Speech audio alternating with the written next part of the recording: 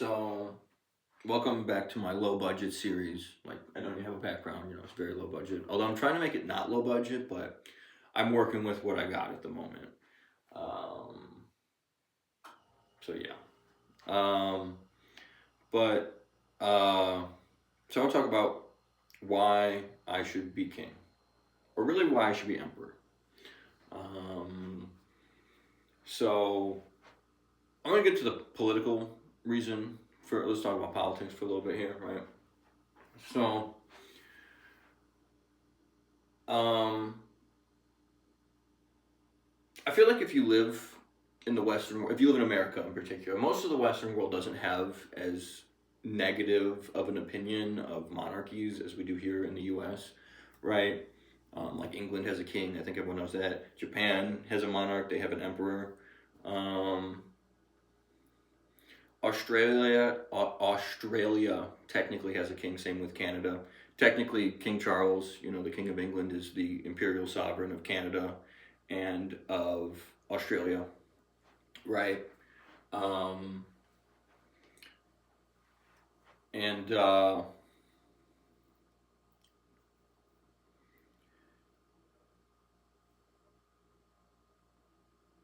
I'm losing my train of thought here. There's a lot of countries in the world that have monarchies. A lot of Northern Europe has monarchies. Denmark has a monarch. Sweden, Norway, um, Scotland. A lot of countries have monarchs, right? But since kind of the French Revolution, we stopped doing the monarchy, and the American Revolution, right? The American Revolution and the French Revolution, we don't have monarchs anymore, at least in America, and we don't have as powerful of monarchs as we used to have, right? And people, especially in America, see this as a good thing, as a positive thing. And I think that that's fair, but I think that that's an outdated point of view. And here's kind of why, right? Um, so I think the French Revolution, the American Revolution, started off with good ideas related to like liberty and taxation.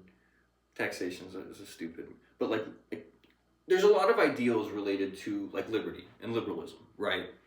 But I feel like the concept of liberty has gone completely out of hand. Like what people think of is like just basic liberty. Liberty is the ability to do what you want, right? The ability to be free from government, right? That's what liberty means. Is that you are free from an oppressive government, right? And I think that a lot of the monarchs in Europe at the time the French and American Revolution happened were starting to become outdated and starting to not become as useful as they once were, right? But I think that we have an overly positive opinion of the American and French Revolution here in America. It's like a complicated historical topic that's both good and bad at the same time, and we look at it as a strictly positive historical event. When I don't agree with that, I think that the French and American revolutions were mixed events, right? So I just want to point out a few things, right? In America in modern day, this is the fact the average person can vote is unheard of, is like unthinkable by any historical standard, right? Besides like in ancient Greece, in ancient, Greek democracy. And even in ancient Greek democracy, the average person could not vote. Only a minority of people, adult men, landowning men, can vote in Athenian democracy. So what we think of as our system today gives the average person so much power and so many rights compared to the amount of rights the average person's had all of human history. And I'm not saying that's wrong, but I just want to point that out, right? And people will say that, oh, it's still unfair. Like, I feel like people want a system that's like people are not happy unless the system is so tilted towards what the average person wants that the system doesn't even work anymore, right? I think like the founding fathers, people would say, oh, the founding fathers they would have totally agreed with the democracy we have today. I don't think they would. The founding fathers didn't think women should vote. The founding fathers didn't think black people should vote. People always reference the founding fathers as some like end all be all. Oh, the founding fathers thought this, so it must be right. Well, yeah, the founding fathers, were sexist and racist too. This is just true. This is just objectively true. They were. They owned slaves and they didn't allow women to vote. So when we say the founding fathers is let's just stop listening to the founding fathers constantly. Okay, and I'm not. I know that sounds like I think they wrote a really good constitution. I think the constitution's really good. I think that it's probably the most advanced constitution ever written, at least for the time period it was written. And so I think the founding fathers did a really good job. But this endless appeal to what the founding fathers think is not a good it's not a good argument, because the founding fathers were, like I said, racist and sexist. And the founding fathers wouldn't agree with the amount of people that can vote today. The fact that the average person has why is it like this? Why is it that if why is it if I were to go on a street interview, I just get a microphone and I start interviewing random people in the street? What do you think of, if I ask the average person what they think of this,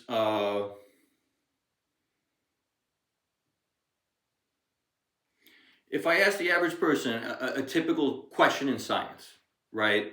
Be like, well, what do you think about this advanced topic in science? What do you think about, this? How do you think we could better improve rockets so that we launch? Like, how could SpaceX better improve rockets? We're going to go around interviewing the average person, right? How could SpaceX better improve their rocket ships? The average person is going to say, I don't have a clue. I don't know, right? Yeah, right? The average person they're not even going to know what to say, right? They're going to be, I don't know. I don't know about rocket science, right? But if I go around and I interview the average person, what do you think about politics? Well, now suddenly everyone's an expert. Everyone's suddenly an expert in politics. But it's like everyone's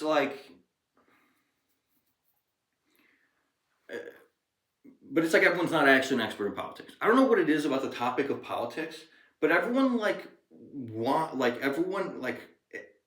is really opinionated about the topic, right? And I feel like I don't understand why the average person should be telling, why do we think the average person knows enough about politics to run politics? You know what I mean? Why does the average person know enough about politics to have a say in politics?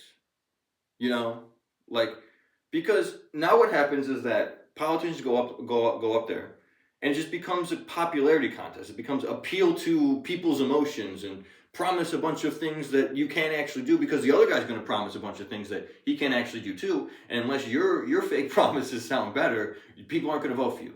But that's how it ends up becoming.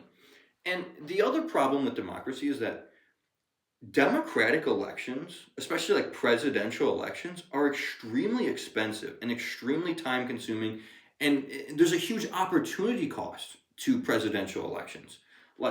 There's politicians have to spend their whole tenure, the whole time they're in office, trying to appease their voting base, because if they don't, then they won't get reelected. And it's well, if they could just spend all their time, doing politics, is spending half their time doing politics, the other half their time, keeping up appearances, they'd be twice as productive. And so it's well, I don't know. So why do we, I don't know. I feel like we're going to go ask, how should we're really, I feel like the average person doesn't, these politicians that go up there and they talk about a variety of topics. They talk about healthcare. The average person doesn't know about healthcare. The average person knows what type of financial arrangement is going to be best for their healthcare, for them to have public healthcare. The average person doesn't know anything about politics. The average person doesn't know anything about economics. Why is the average person voting on politicians when they don't know anything about politics? And that's my first kind of beef with democracy. And I feel like democracy is mob rule. Democracy is literally mob rule. There is no difference between pure democracy and mob rule. Think about that. And I'm not. That's not just a statement. That is an objective fact. I'm not just saying that. Democracy is mob rule. It is literally the same thing, right? Democracy is the mob, right? The mob ruling. That is what democracy is, mob rule, right? And that's what we have. We have a country where it's mob rule, where, a hundred people can say, 1 plus 1 equals 3, and one person be, no, 1 plus 1 is 2. Well, the 100 people win, just even though they're wrong. Because we have a system that's mob rule, right? Because we have a system that says, no, what the average person thinks is what's correct and what society should do. And we don't have a system that says, well, what the most educated and intelligent people think, that's what we should do. Wouldn't you figure the most educated and most intelligent people should be the ones making decisions about politics and not the average person? Why is the average person deciding anything about anything? I'm not trying to be the average person can decide, where they work, where they live, where they sleep, things like that. Why is the average person deciding, international economic policy? Like, the average person doesn't know. So the average person is supposed to vote on a leader that's determining international policy for them. When the average person can't point Iraq out on a map. The average person's voting whether we go to war with Iraq or not. Like, do you know how ridiculous that sounds? Like, so the average person is voting to whether we go to war with Iraq or not. That's what it comes down. That's what democracy is. The 2000 election, we voted whether we go to war with Iraq or not. The average person voted to go to war with Iraq. I'm just the average person voted to do war crimes. Maybe that's a good legal argument. Since the 2000 election, the average voter has lost their right to vote because they are supporting war criminals. You can't vote for war criminals and they'd be like, oh, well, I have a... See, why is it that voters in America, like in a democratic system, voters are completely immune, legally immune to the consequences that the politicians they elect cause, right? Like, you'd figure, it's I don't know, I feel like if voters were directly responsible for potential illegal behaviors the politicians they elect do, it would change things. But it's voters, they can be as dumb as they want. They can benefit from a dumb system as much as they... it's not fair. I don't know. We have a system that... I don't know. We have a system that shits all over you if you're intelligent and competent and useful, and etc. But then if you're a fucking nobody, it's the system caters to you every step of the way, and it's bullshit. It's not fair. I don't know. Okay. Anyways, that's my little rant about democracy. But let's move on. Let's move on from that for a second, okay? So I want you guys to look at all the politicians right now. Who's going to run in 2028? Okay, so we got Vance. We got Kamala. I've heard people talk about Gavin Newsom running. Okay, I've heard people talk about, I don't know, those are the main names I've heard talk about running. Maybe there's some other names, I don't know. Maybe Ted Cruz runs, I don't know. Maybe Marco Rubio runs, I don't know. Okay, but those are the main names that come up, right? Now, I think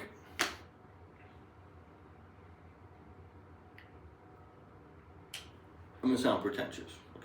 I think all the names I just listed are very smart people, very intelligent people, right? They wouldn't be a politician. They wouldn't be a professional politician if they were dumb, right? So, but here's kind of my point, is that a year ago, I started looking at hypothetical physics. And I think that I know things about hypothetical physics that the bulk of the science community does not know or does not accept, right? Particles all having mass, photons having mass, the problems I talked about with quantum field theory, things like that, right? Okay, so everyone I just listed that's going to be president isn't smart enough to do something like that, right? And that's kind of a cringe example, right? Because what does physics have to do with, politics? But I've also talked about economics, and I've also talked about, foreign policy and things like that. When I was 14 years old, I could label every country in the world on a map and get most of the capitals too. I could tell you the capital of Mongolia off the top of my head right now. I could tell you the capital of countries you've honestly probably never heard of off the top of my head right now, and tell you a fair amount about these countries, right? So I think that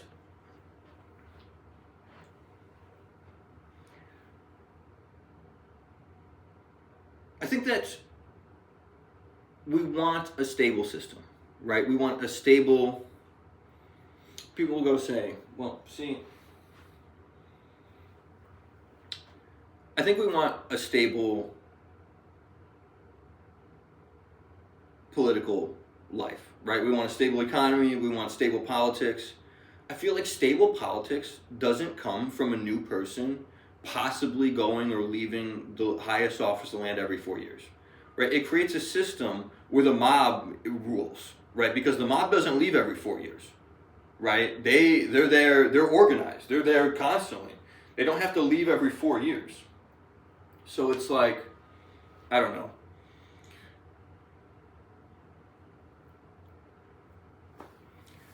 So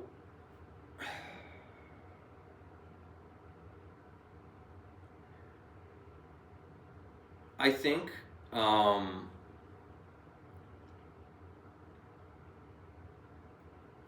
I think America. Let's talk about this from a geopolitical perspective. Okay, it's a little disorganized, I know, and I'm sorry, but from a geopolitical perspective, um, the U.S. having an emperor would be extremely good. Like the U.S. having an imperial sovereign would be one of the best things ever for the U.S. from a geopolitical perspective, right? If we can have an emperor that convinces other countries to let them be their monarch, well, the amount of power that gives the U.S. is incredible. Like on the world stage, and the amount of economic leverage that gives the U.S. So I think it's really in the U.S.'s economic and political interest to have an imperial sovereign. It's in every country's interest to have an imperial sovereign, right? Every country wants to be an empire. There's no downside to being an empire from like a political economic perspective. So why don't we do what we need to get an empire, right? Um, because then we make more money, right? Everyone makes more money. The other countries make more money too. Yeah, that's right. There's one thumb. It doesn't. Like, why is that? Why is this thumb? Yeah, like I jammed this thumb when I was a kid. Never fully covered. See, these are the medical things we could be looking at. Too bad we look at the dumbest medical things ever that we already know how to get rid of because pharmaceutical companies need to make money. I'm just saying. So, guys, the president makes $400,000 a year. $400,000 a year. That's probably less. That is like so much less money than the least paid Fortune 500 company CEO that it's like kind of ridiculous to think about. Right? The president is not a power. No, the president has no power. Like I feel like people like the president is one of like the lead. The King of England has more power than the U.S. president. And I know that's, but it's like the King of America or the president of America has very little power in the grand scheme of things. He doesn't have enough power really to keep the country in line. Because what happens is now there's 10 million businesses who all have more money than the president. And then what happens? Well, they buy the president. They go, and then if the president doesn't want to be bought, they go, well, they own everything else. Like it doesn't, you know what I mean? Like, so you need a powerful leader or the country just doesn't work. The country becomes anarchy unless you have a powerful leader that can keep business leaders in line. Because like it's like America is like it's like you have a it's like a jungle, right? It's like when you get to the business world, when you get to the world where people have more money than politicians, it's the law of the jungle. Like it's like all these businesses, they just do whatever they want because they can, because who's going to hold them accountable? The president? No, because the president doesn't have any power. He doesn't have any, like, I don't know, he doesn't have resources.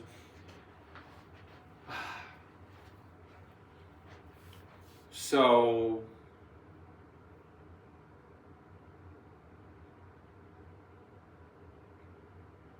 you know, ancient Athenian democracy ended. Obviously, they're not a democracy anymore.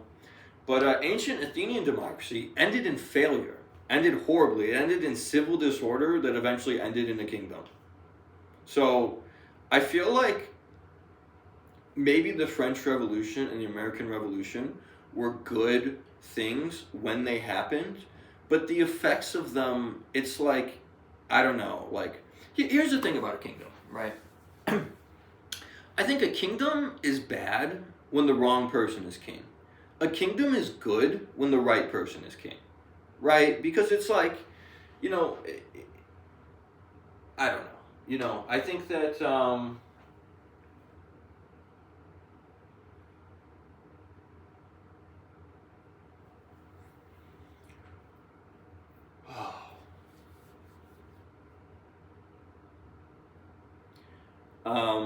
so, yeah, I mean, I think that, strange as it sounds, I feel like I know enough about enough things to be king, reasonably, right? Where, I think I have a really, really in-depth economic plan. Like a really, really in-depth economic plan. Maybe not really, but I think I have a pretty in-depth economic plan that I'm looking, years and years and decades into the future with. And I haven't heard anyone else present like a real economic plan like I have. Maybe they have one. I don't know. I don't know what people. No one tells me anything. No one talks to me about anything. But I'd be surprised if anyone had an economic plan. I'd be very surprised if anyone had an economic plan as like well planned out or as good as mine. So,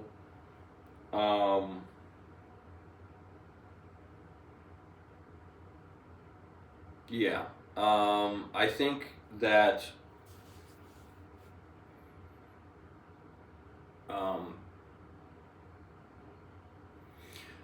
that we're entering a period globally where we need global like political and legal coherence, I guess is the word. I don't know. We can't have AI, right? AI is very dangerous. AI is increasingly more dangerous every year, right? We can regulate our AI easily here in America, more easily, right? But we can't regulate AI very easily in China, right? So unless we try to keep pushing for more international framework, international authoritarian framework, we're going to be in trouble from AI, most likely. China doesn't have a king. China is a commie, right? It's a republic. It's a very corrupt republic too. So I'm very concerned about what China is doing with AI. I don't know. They're very secretive. They're very corrupt. It's very hard to know what China is doing with AI, right? And if AI doesn't go right, it could be worse than humanity being exterminated. Like humanity could be systematically enslaved by AI, like forever, right? I know this is kind of strange. Like how bad AI not going correctly could be is just absolutely incredible, right? It's worse than just the world could end. It's literally worse than that. I know as bad as that is, it's literally worse than that because it's like if AI, doesn't go right, it could just decide we're gonna. It could enslave all humans, like with like. I'm not gonna get into specifics, but AI is very, very dangerous, right? And climate change we've talked about, is also potentially very dangerous, right? So I think unless we have some sort of like global regulation on AI and the climate, the issue is not going to be solved. So I think that we need, and we need stability. We don't like democracies are unstable. We can't have like an unstable, UN, right? The UN has to be a stable thing, and it's really not a stable thing. Nothing about politics in this world or this country is stable. We need stable politics. Like that's what we need more than anything. We need just stable, consistent, sensible policy. We can't just. It can't be. We can't be like fighting everyone every step of the way to just not end the world. You know what I mean? But that's what we're doing now. It's like we have to fight everyone every step of the way so the world doesn't end. And I can't tell you how much of a disaster it is. It is such a fucking disaster. Like, oh man. So.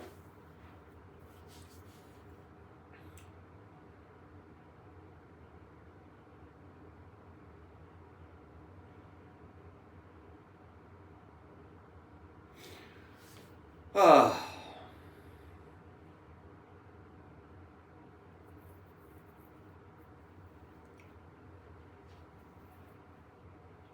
Well, we'll stop there.